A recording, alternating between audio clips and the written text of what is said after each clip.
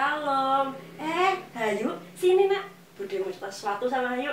Sini, duduk sini sebelah Bude. Ada apa, Bude? Kemarin katanya ngambil tugas sama ibu. Gimana kita ke sekolah? Ya gitu sih, Bude, kan masih online, cuma ngumpulin tugas. Tapi kemarin ada yang bertengkar, geng-geng gitu sih, Bude. Lalu, bagaimana respon Hayu melihat teman-temannya seperti itu? Terus Hayu nengahin ngelarai gitu. Malah Hayu ikut dimusuhin. Sebenarnya Hayu lagi sedih karena dimusuhin. Hayu, tindakan yang kamu lakukan itu sudah benar. Wajar jika kamu cemas gara-gara kamu dimusuhin sama teman-temanmu. Tapi Hayu tahu nggak, perasaan yang Hayu rasakan saat ini dulu juga pernah dirasakan oleh Nabi Elia. Ada ceritanya. Mau dengar nggak, Hayu? Mau. Pada zaman itu, bangsa Israel dipimpin oleh seorang raja bernama Ahab. Dalam pemerintahannya, Ahab melakukan apa yang jahat di mata Tuhan. Dia juga menikah dengan Isabel, anak Etbaal, Raja Sidon, yang keluarganya adalah penyembah berhala dan tidak percaya kepada Tuhan. Tuhan membenci perbuatan itu, sehingga Tuhan mengutus Elia untuk meluputkan nabi-nabi Baal itu. Akhirnya, bersama dengan beberapa orang yang takut akan Tuhan, Elia menangkap nabi-nabi Baal itu dan melenyapkan mereka. Raja Ahab menceritakan kepada Isabel istrinya semua yang dilakukan Elia, juga bagaimana Elia melenyapkan semua nabi Baal. Ratu, nabi-nabimu telah dimusnahkan oleh Elia. Apa? Prajurit! Katakan pada Elia bahwa aku akan membuat ia sama seperti nabi-nabiku yang telah ia musnahkan. Baik, Ratu.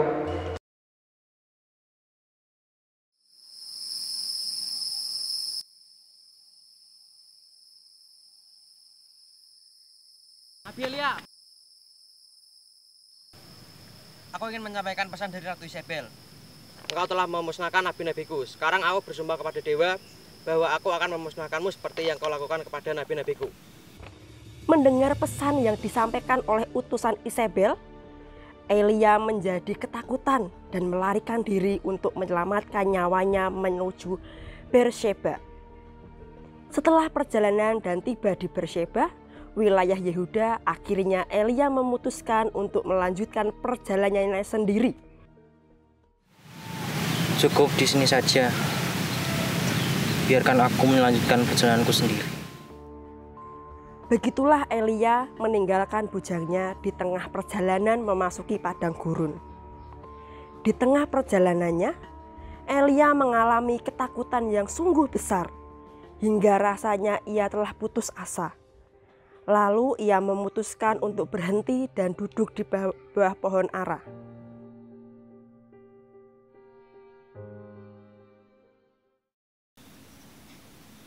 Tuhan, aku sudah tidak kuat lagi. Cabutlah nyawaku, Tuhan. Aku tidak lebih baik daripada leluhurku. Elia begitu putus asa dan ingin Tuhan mengambil nyawanya. Setelah Elia meratap, dia pun berbaring dan tidur di bawah pohon itu. Sementara Elia tertidur, ada seorang yang mendatanginya. Ia adalah malaikat Tuhan. Malaikat itu menyentuh tubuh Elia untuk membangunkannya. Bangunlah Elia, makanlah. Elia terbangun dan melihat di sekelilingnya terdapat roti bakar dan sebuah kendi berisi air. Kemudian memakan dan meminumnya, lalu Elia pun kembali berbaring.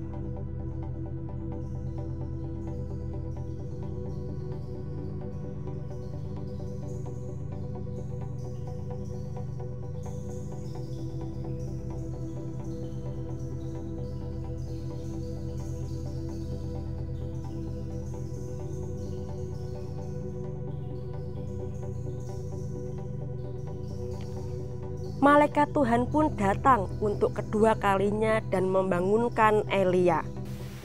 Elia, bangunlah, makan dan minumlah. sebab engkau akan menempuh perjalanan yang sangat jauh. Elia kembali bangun. Ia makan dan minum. Makanan dan minuman itulah yang membuat Elia kuat menempuh perjalanan 40 hari 40 malam hingga tiba di Gunung Horeb.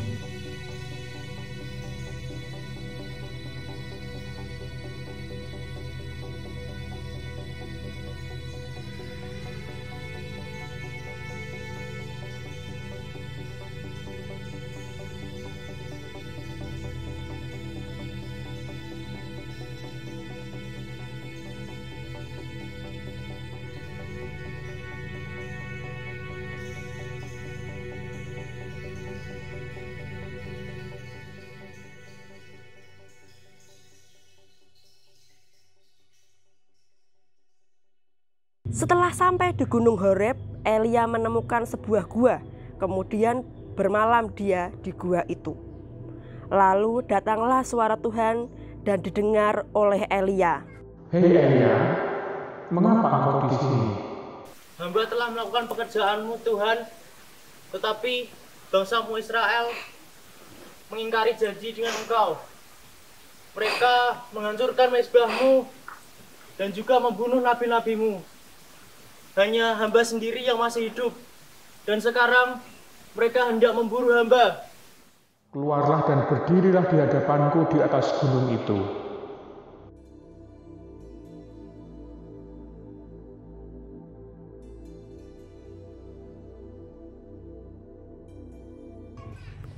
Maka lewatlah Tuhan. Mula-mula datanglah angin besar dan kuat yang membelah gunung-gunung dan memecahkan bukit-bukit batu. Mendahului Tuhan, tetapi tidak ada Tuhan dalam angin itu.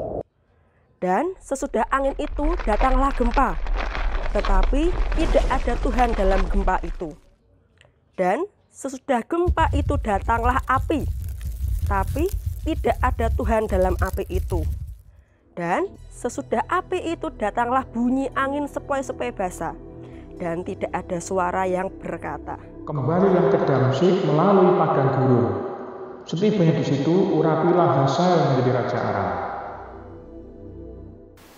Nah gitu nak ceritanya, gimana menurut Hayu? Oh gitu ya Bude. Jadi yang harus aku lakukan apa? Ada hal penting yang harus Hayu ingat selalu. Tetap lakukan hal yang baik dan benar dimanapun Hayu berada. Dengan begitu Tuhan akan menolong Hayu kapanpun dan dimanapun.